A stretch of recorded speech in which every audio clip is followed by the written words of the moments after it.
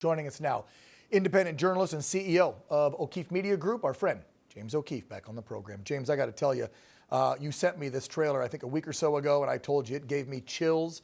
I've been down to the border, not as many times as you, but I've seen that stuff with my own eyes, so I understand what's happening. But millions of Americans still don't have a clue on just how bad it is.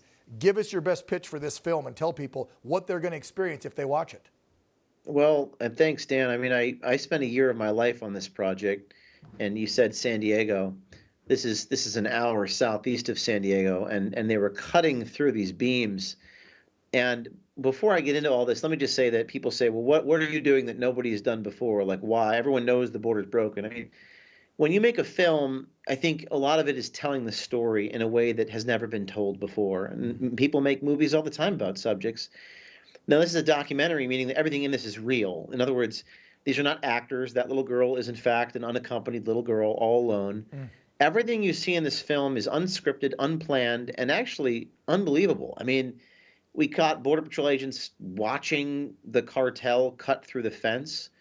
We caught Border Patrol agents telling us they hope illegal immigrants don't get caught, which is a statement so shocking on its face it violates their own duty. We snuck into child facilities in Texas that most of your viewers have never even heard of these places. They get funded by the United States government.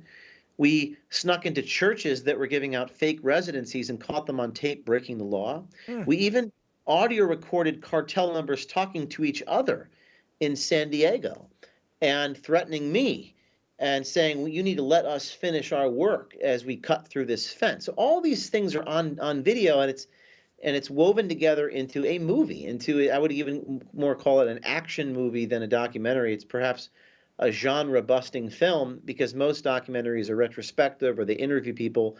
You're actually immersed. And in addition to all those things, you actually follow the journey of the illegal immigrant from southern Mexico all the way to New York City. So we actually followed them on the freight train. I rode the Beast train with two colleagues, and we were detained by the Mexican National Guard.